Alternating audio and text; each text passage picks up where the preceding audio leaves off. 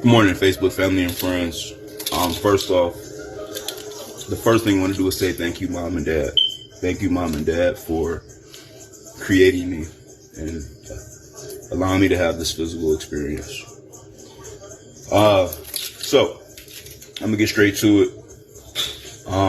There's a pattern that I've been catching.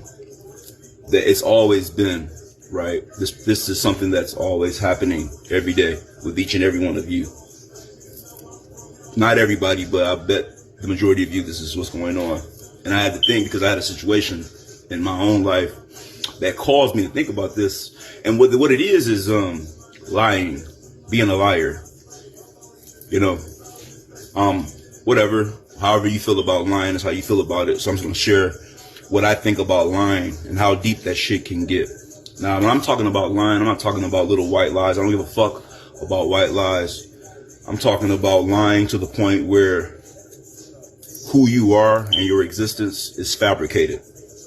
Lying to kick it with people. So a lot of you today have people in your life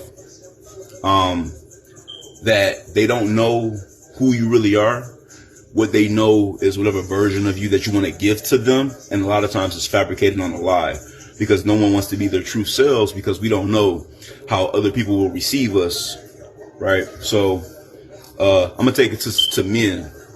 A lot of you guys that lie to women, you know, you fabricate stories or whatever to, I guess, better your chances with a woman. And then you got some guys that don't lie at all.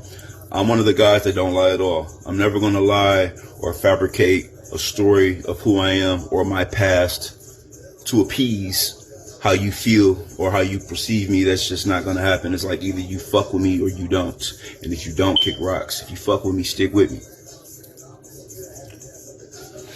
A lot of you guys have fabricated stories for yourselves to get you in the door into certain situations that you're in.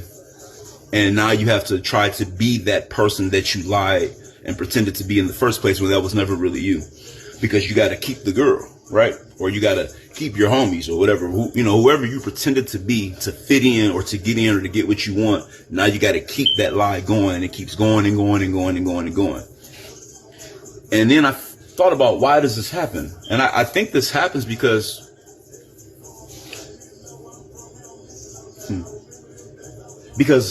what if people really knew exactly who I was and exactly what I was capable of or exactly what I did in my past, they wouldn't fuck with me today. And I say, fuck them. So what? Fuck them. Why would you want to fuck with people who don't want to fuck with the real you? Why do you want to fuck with people who want to fuck with you based off lies that you had to tell to fabricate a story about yourself to make yourself look like something that you weren't? Why? So, if I'm with a woman and I'm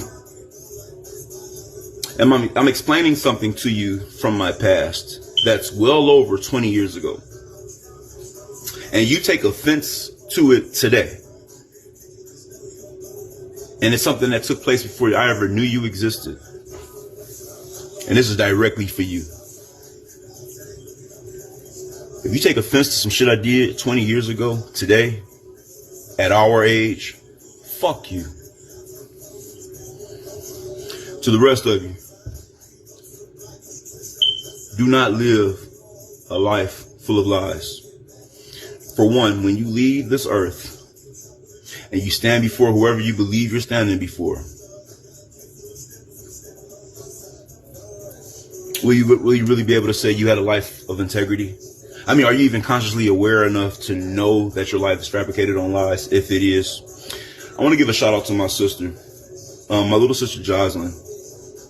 I really admire her and I look up to her. Right. She is who I go and seek my spiritual counsel from. Jocelyn, with all my heart and soul, I love you. Thank you for always being supportive. And thank you for always teaching me different perspectives that even at my age now, I might miss. I want to give a special shout out to my mom. Mom, I'm so proud of you. I'm so proud of the woman who you are. I've watched you from the time that I was little up to where I am in my life now, and I have witnessed the different chapters in your life that you went to become the woman of God that you are today. Dad, you're my best friend. You're G1 and I'm G2. And kids, to my kids, I love you to death. Like all my brothers, my sisters, and everybody who had any part to do in raising me and making me who I am. But don't get it twisted though. What I'm not is a liar. And I would never fabricate or narrate a story about myself to try to get you to be on my side. I'm going to always tell you what it is so that you have a chance to decide if you want to fuck with me or not. Peace.